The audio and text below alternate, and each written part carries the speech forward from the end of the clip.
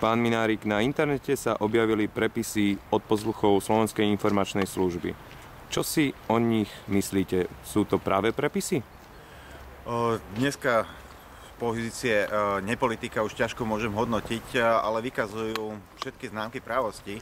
Takto to skonštatovali aj novinári, ktorí sa tajnými službami zaoberajú. Aj samotný rozsah hovorí o tom, že ak by chcel robiť niekto podvrhy, tak asi taký rozsah by mu nestal za námahu, pretože všetko to, čo sa tam objavuje, by sa dalo zhrnúť do oveľa menšieho rozsahu. Čo si myslíte o tých menách, ktoré sa v týchto prepisoch objavujú? Nechcem špekulovať o jednotlivých menách, ale určite teraz pred voľbami tie mená nedostali veľkú reklamu. Myslím, okrem troch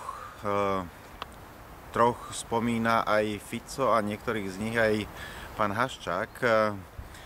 A to Lipšica, Pálka a Minárika s tým, že s týmito ľuďmi je veľmi ťažká diskusia, respektíve, že sa s nimi vôbec nedá dohodnúť. Takže to je v tejto chvíli, myslím, že pre týchto troch celkom dobrá reklama.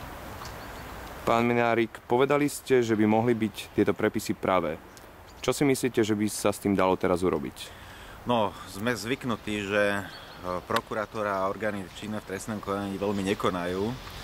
Takže teraz je to predovšetkým úloha pre žurnalistov, aby tieto poznatky preverovali a pýtali sa konkrétnych ľudí, čo si o tom myslia. Myslím aj tých, ktorí sú spomínaní, a aby ich donútili vyjadrovať sa k tomu. To je jedna vec. A druhá vec je, čo sa s tým dá urobiť, sú marcové voľby. Ľudia sa musia rozhodnúť, že či chcú takýchto ľudí v politike, alebo či chcú v politike ľudí, ktorí s Haščákom a so Smerom sa nevedia dohodnúť.